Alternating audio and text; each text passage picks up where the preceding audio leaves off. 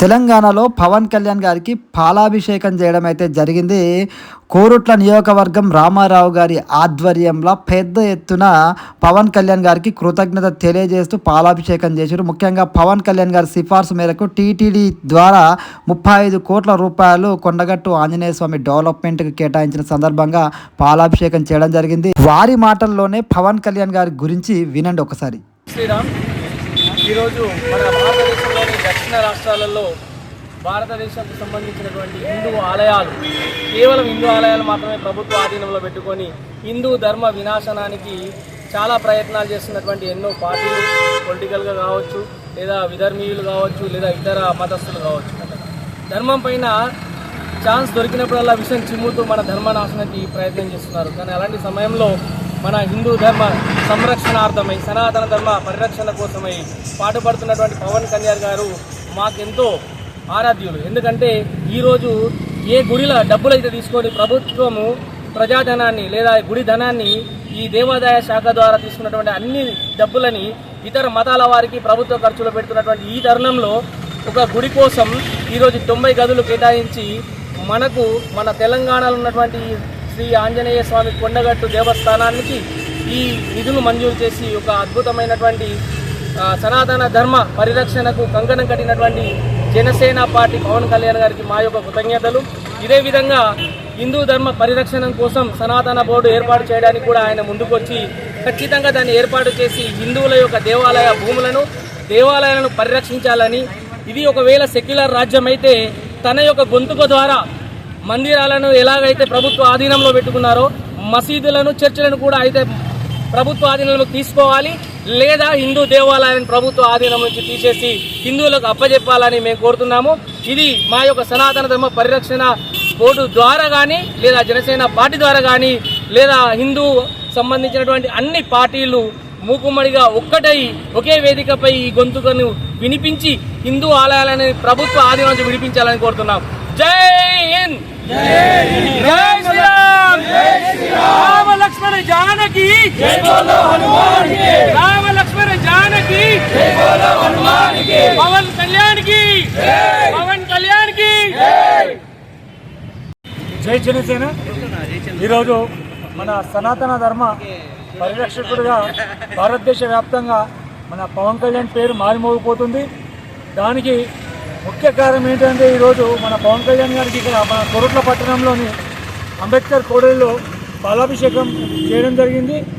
దేనికి కారణం అంటే మన కొండగట్టు ఆంజనేయ స్వామికి 35 కోట్ల 19 లక్షల రూపాయలు దీక్షాపరులు ఎవరైతే ఉన్నారో మన అంజన్న దీక్ష తీసుకున్న వాళ్ళందరూ కూడా వాళ్ళ దీక్ష విరమణ గురించి 95 రూములు, ఒక 2000 మంది మండపానికి సంబంధించిన 35 కోట్ల 19 లక్షల రూపాయలు ఈరోజు టీటీడీ నుంచి మన కొండగట్టుకు రావడం జరుగుతుంది. కాబట్టి తనకి ఇక్కడ పాలాభిషేకం చేయడం జరిగింది.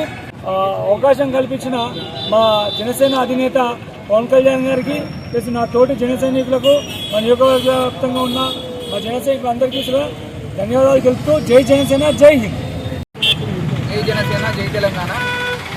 ముందుగా గౌరవనీయులు ఆంధ్రప్రదేశ్ జనసేన పార్టీ అధినేత, మా ప్రియతమ నాయకుడు జనసేనాని అభినవ కృష్ణదేవరాయ గారికి మా తెలంగాణ జన సైనికులందరి తరపున, వీర మహిళలందరి తరపున, మరియు వారి యొక్క అభిమానులందరి తరపున, ఎస్పెషల్లీ మా కురుట్ల పట్టణ నియోజకవర్గ జనసేన పార్టీ సభ్యుల తరపున హృదయపూర్వక నమస్సుమాంజలు. మీరు కొండగట్టుకు టీటీడీ బోర్డు తరపు నుండి కేటాయింపబడిన నిధులలో మీ ప్రమేయం ఉండడం మాకు చాలా సంతోషకరం. మీ వల్లే 35 కోట్ల 19 లక్షల కొండగట్టుకు ఇంత త్వరగా కేటాయింపబడింది. అలానే మరింత అభివృద్ధికి మీరు మాకు సహాయపడాలని, ఈ స్వరాజ్య స్థాపనకు సనాతన ధర్మ పరిరక్షకుడు శ్రీ కొణిదెల పవన్ కళ్యాణ్ గారు అతి త్వరలో తెలంగాణలో అడుగెట్టాలని ఎంతోమంది ప్రజలు ఎదురుచూస్తున్నారు. అలాగే ఈ జన సైనికులు, వీర మహిళలు కూడా ఇక్కడ మీకు పట్టం కట్టడానికి సిద్ధమవుతున్నారు. మరొక్కసారి తెలంగాణ ప్రజలందరి తరఫున మేము మీకు హృదయపూర్వక ధన్యవాదాలు తెలియజేస్తున్నాము. కొండగట్టు ఆలయంలానే ఇంకా మరెన్నో పురాతన ఆలయాలు ఉన్నాయి. వాటిని కూడా మీరు ఒకసారి ఫోకస్ చేసి మీ దయ చూపగలరని కోరుకుంటున్నాము.